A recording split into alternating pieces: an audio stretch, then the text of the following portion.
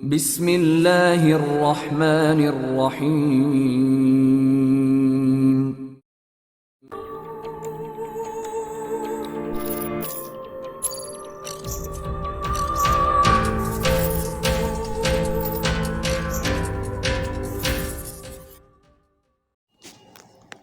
अस्सलाम वालेकुम दोस्तों। Spargo Imran series novel by Mazhar Kaleem MA। अगर आपने अभी तक हमारे चैनल जासूसी दुनिया को सब्सक्राइब नहीं किया तो सब्सक्राइब करें और बेल आइकन पर क्लिक कीजिए।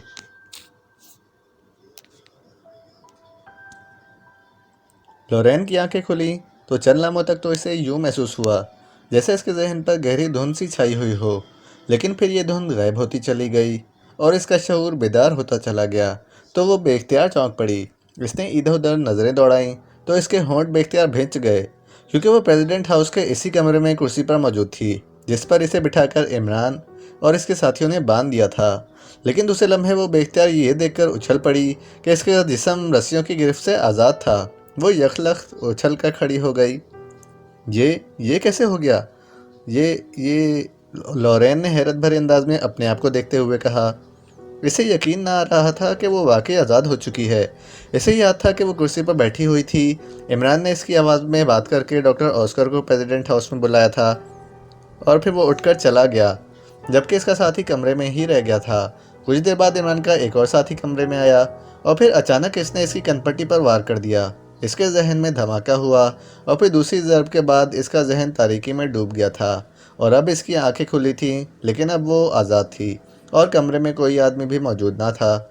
वो बिजली किसी तेज़ी से दरवाजे की तरफ लपकी। इसका ख्याल था कि दरवाज़ा बाहर से बंद होगा, लेकिन जब इसने दरवाजे को खोला तो एक बार फिर इसे हैरत का शदीद झटका लगा। जब इसने दरवाजे को खुला हुआ पाया, वो बाहर आ गई और फिर इसने तेज़ी से प्रेसिडेंट हाउस का चक्कर लगाया और फिर एक कमरे में दाखिल होते ही वो बेख्तियार ठिठक कर रुक गई, क्योंकि कमरे के सोफे पर एक आदमी बेहोश पड़ा हुआ था। इसके जिस्म पर सिर्फ बनियान और ज़ेर जामा था। ये आदमी इसके लिए अजनबी था। वो तेज़ी से आगे बढ़ी। इसने इसे हिलाया जुलाया। इसी लम्हे इसकी नज़रें साथ ही मेज़ पर पड़े हुए एक कागज़ पर पड़ी जिस पर पेपर वेट रखा हुआ था। कागज़ पर कुछ तहरीर था। इसने तेज़ी से पेपर वेट हटाकर कागज़ उठाया और तहरीर पढ़ने लगी। मिस लॉरेन, रिहाई और ज़िंदगी मुबारक हो। सोफे पर कॉस्को का डॉक्टर ऑस्कर पड़ा हुआ है बेहोश। इसके मुंह में पानी डालोगी तो इसे होश आ जाएगा। मैंने डॉक्टर ऑस्कर से तफसीली मालूमात हासिल कर ली हैं और इसके मुताबिक कॉस्को से वाकई पाकेशिया को कोई ख़तरा नहीं था, लेकिन फिर भी मैं अपना खदशा मिटाने के लिए डॉक्टर ऑस्कर के मेकअप में कॉस्को गया और मैंने वहां जाकर मेन कंप्यूटर को मुकम्मल तौर पर चेक कर लिया है और इस तरह मेरी पूरी तसल्ली हो गई है कि डॉक्टर ऑस्कर ने जो कुछ बताया था वो दुरुस्त है। चुनांचे अब मैं पूरी तरह मुतमईन होकर अपने साथियों समेत वापस पाकेशिया जा रहा हूँ। तुम्हारी मेहमान नवाजी का शुक्रिया, अली इमरान। और लॉरेन को यूँ महसूस हुआ जैसे इसका जहन धमाकों की जद में आ गया हो। नहीं नहीं, ये मुमकिन ही नहीं है। इमरान कैसे डॉक्टर ऑस्कर के मेकअप में कॉस्को में दाखिल हो सकता है? नहीं, ऐसा हो ही नहीं सकता, लॉरेन ने कहा और फिर वो तेज़ी से दौड़ती हुई मल्लिका बाथरूम के दरवाजे की तरफ बढ़ती चली गई। इसने वहाँ से पानी एक गिलास में डाला और फिर वापस आकर इसने डॉक्टर ऑस्कर के मुंह में पानी डालना शुरू कर दिया। जैसे ही पानी के चंद कतरे डॉक्टर ऑस्कर के हलक से नीचे उतरे, इसके जिस्म में होश आने के तासुरात नुमायाँ होने लग गए। लॉरेन होंठ भींचे खामोश खड़ी हुई थी। थोड़ी देर बाद डॉक्टर ऑस्कर ने कराहते हुए आंखें खोल दी। होश में आओ डॉक्टर ऑस्कर, लॉरेन ने सर्द लहजे में कहा तो डॉक्टर ऑस्कर एक झटके से उठकर बैठ गया। वो हैरत से इधर उधर देख रहा था।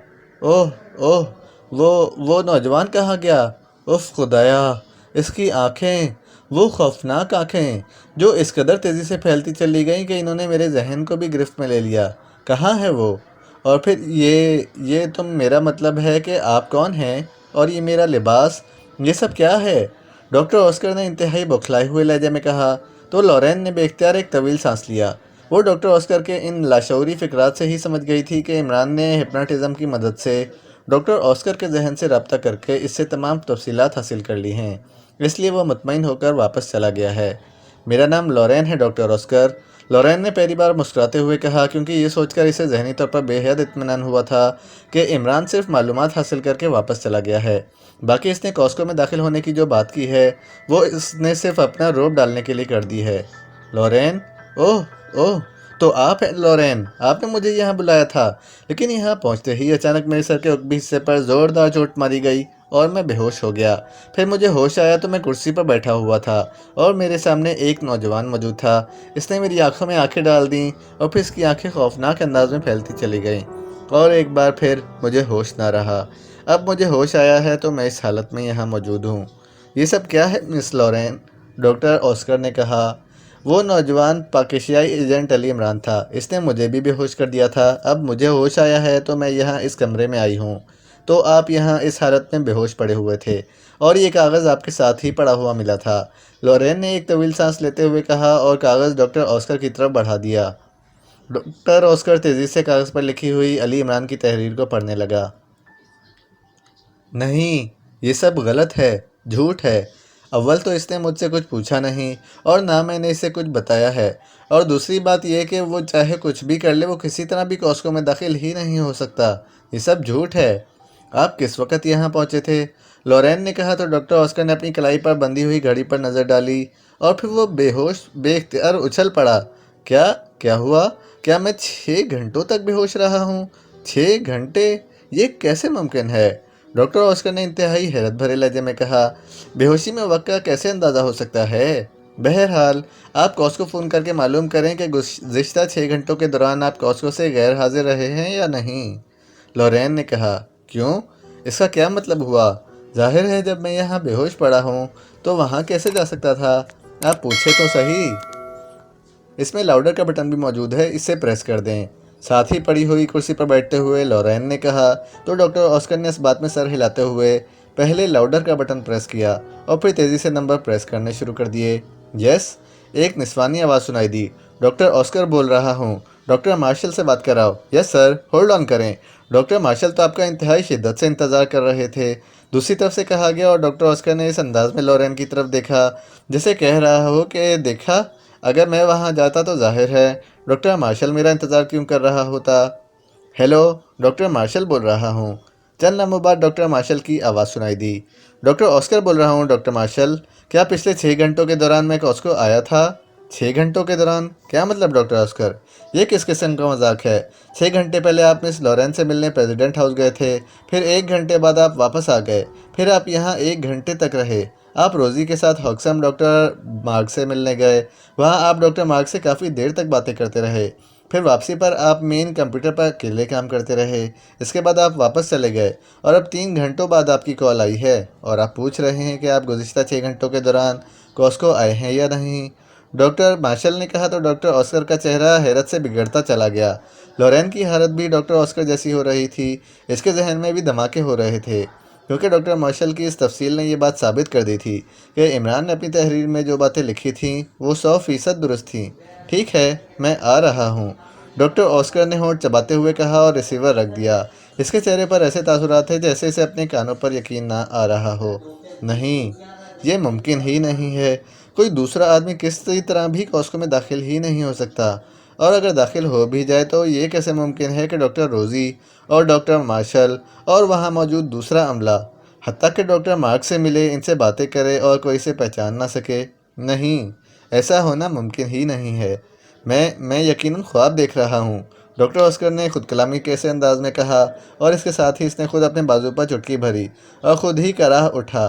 लॉरेन इसकी हालत देख रही थी। डॉक्टर ऑस्कर, क्या आप बताएंगे कि आप खुद यहाँ क्यों चले आए थे? हालांकि आपसे तो सिर्फ ये कहा गया था कि आप मालूमात मुहैया करें और वो आप फ़ोन पर भी कर सकते थे। लॉरेन ने मुंह बनाते हुए कहा। फ़ोन पर कैसे मैं इस बारे में बता सकता था? ये तो टॉप सीक्रेट है। मुझे क्या मालूम कि फ़ोन कॉल को रास्ते में कौन कौन सुन रहा है या मैं किसे ये सब कुछ बता रहा हूँ। इसीलिए तो मैं खुद यहाँ आया था। और फिर प्रेसिडेंट हाउस तो इंतहाई महफूज तरीन जगह है, लेकिन आपने यहाँ इस आदमी को रखा हुआ था। कहाँ है वो आदमी? डॉक्टर ऑस्कर, वो इमरान था जिसने आपको फ़ोन पर मेरी आवाज़ में कॉल किया था। इसने मुझे बांध रखा था और मेरे मुंह में रुमाल ठोंसकर इसने मुझे बोलने से भी माजूर कर रखा था। इसने मेरे सामने आपसे फ़ोन पर बात की थी और फिर आपने खुद ही यहाँ आने का कह दिया। इसके बाद इसने मेरे सर पर चोट लगाकर मुझे बेहोश कर दिया। अब मुझे होश आया है तो मैंने देखा कि मेरी रस्सियाँ खुली हुई थीं। मैं उठकर यहाँ आई तो आप बेहोश पड़े हुए थे और ये कागज़ आपके साथ पड़ा हुआ था।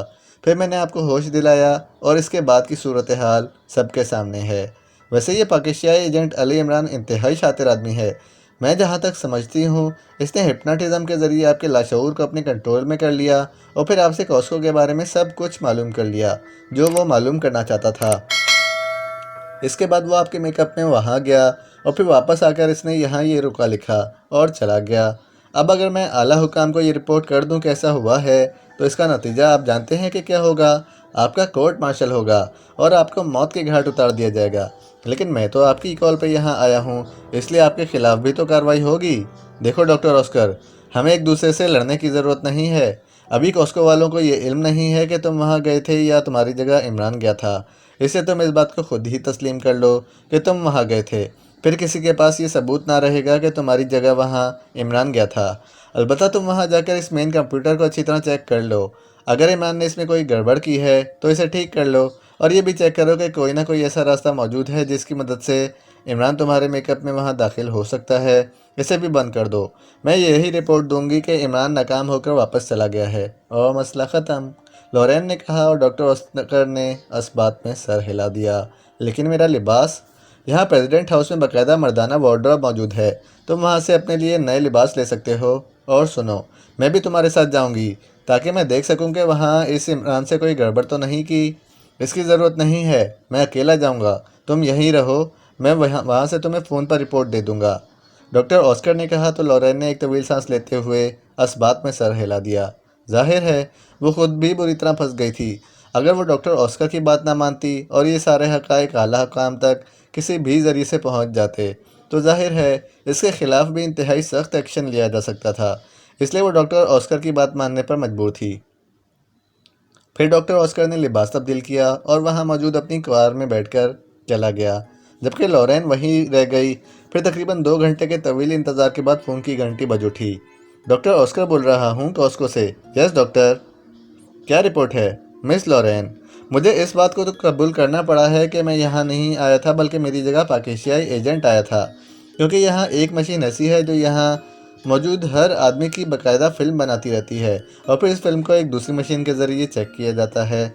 इससे असल नकल भी सामने आ जाता है और इसके साथ साथ जो कुछ इस आदमी ने किया है वो भी सामने आ जाता है।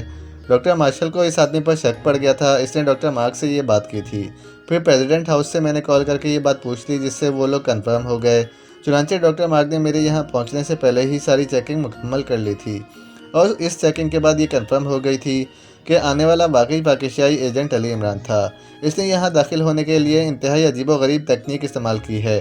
कॉस्को का दरवाज़ा इस वक्त खुल सकता है जबकि बाहर से आने वाला पहले मुझे कॉल करता है और फिर मैं इसे मखसूस नंबर्स बताता हूँ। ये नंबर्स जब डायल किए जाते हैं तो दरवाज़ा खुल जाता है और जब मैं ख़ुद बाहर जाऊँ तो मैं ख़ुद बाहर से इसे बंद करके अपने लिए एक खुसूसी नंबर रख लेता हूँ। इसने वही नंबर मुझसे मालूम कर लिया। इस तरह कॉस्को का दरवाज़ा इसने आसानी से खोल लिया। इसके बाद एक तवील राहदारी से, जिसमें मेकअप, असलहा वगैरह चेकिंग के लिए राहदारी की छत पर खुसूसी मशीनरी नस्ब है, लेकिन हंगामी हालात में इस मशीनरी को इंटरनल गेट से ही बंद किया जा सकता है और खोला जा सकता है। इसका इल्म भी सिर्फ मुझे ही था, वो भी इसने मालूम कर लिया। इसके बाद इसने इसे ऑफ़ किया और अंदर आ गया। अब ये इसकी हैरत अंगेज सलाहियत थी कि यहाँ किसी को इस वक्त इस पर शक ना पड़ा, हत्ता कि डॉक्टर मार्क को भी कोई शक ना पड़ा। इस आदमी ने मेन कंप्यूटर को चेक किया और फिर वापस चला गया। डॉक्टर मार्शल, जो कि मेरे यहाँ पहुँचने से पहले ही सब कुछ मालूम कर चुका था, इसलिए मजबूरन मुझे तस्लीम कर लेना पड़ा। इसके बाद मैंने डॉक्टर मार्क के साथ मिलकर इस मेन कंप्यूटर को पूरी तफसील से चेक किया है। इसमें किसी किस्म की कोई गड़बड़ नहीं की गई, वो हर लिहाज से ओके है। इसने शायद इतनी चेकिंग की है कि क्या कंप्यूटर में मिसाइलों को डिचार्ज करने की कोई स्पेशल फीडिंग मौजूद है या नहीं, क्योंकि ऐसी कोई फीडिंग सिरे से मौजूद ही नहीं थी, इसलिए वो मुतमईन होकर वापस चला गया। असल बात यह है कि इस पर फीडिंग सिर्फ इस वक्त हंगामी तौर पर की जाती है जब एक्रीमिया का सदर ज़ाती तौर पर हुक्म देता है, और ऐसा हुक्म उस वक्त दिया जाता है जब इन मिसाइलों को फायर किया जाता है। क्योंकि आज तक इन मिसाइलों को फायरिंग पोजीशन में ही नहीं लाया गया, इसलिए इसमें किसी किस्म की कोई फीडिंग ही मौजूद नहीं थी। चुनांचे वो वापस चला गया। मतलब ये कि इसकी यहाँ आमद से कॉस्को या हॉक्सम को किसी किस्म का रत्ती बराबर भी नुकसान नहीं पहुँचा। डॉक्टर मार्क मेरे साथ मौजूद हैं, आप इनसे बात करके कंफर्म कर लें। डॉक्टर ऑस्कर ने पूरी तफसील बताते हुए कहा। हेलो। चंद लम्हों की खामोशी के बाद एक भारी और बावकार आवाज़ सुनाई दी। यस, लॉरेन बोल रही हूँ, लॉरेन ने कहा। मैं हॉक्सम का चीफ डॉक्टर मार्क बोल रहा हूँ मिस लॉरेन, डॉक्टर मार्क ने कहा। यस डॉक्टर मार्क, क्या डॉक्टर ऑस्कर ने जो कुछ बताया है वो दुरुस्त है? 100% दुरुस्त है।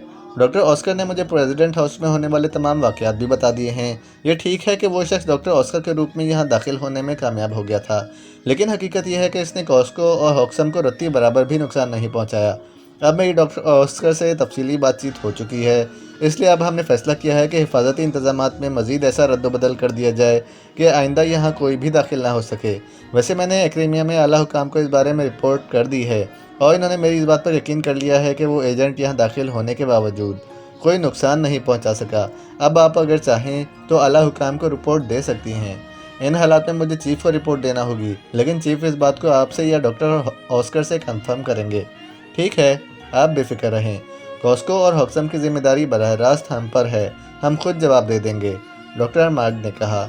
ओके, गुड बाय, लॉरेन ने तवील सांस लेते हुए कहा और इसके साथ ही इसने हाथ बढ़ाकर कैडल दबाया और इसने हाथ उठा लिया और फिर टून आने पर इसने नंबर प्रेस करने शुरू कर दिए।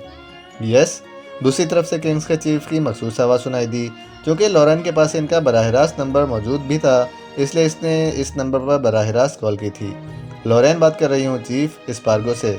लॉरेन, मुझे अभी अभी आला हुकाम की तरफ से रिपोर्ट मिली है कि अली इमरान कॉस्को में दाखिल होने में कामयाब हो गया था, लेकिन वो वहाँ कुछ ना कर सका और इसी तरह वापस चला गया। क्या ये वाकई दुरुस्त है?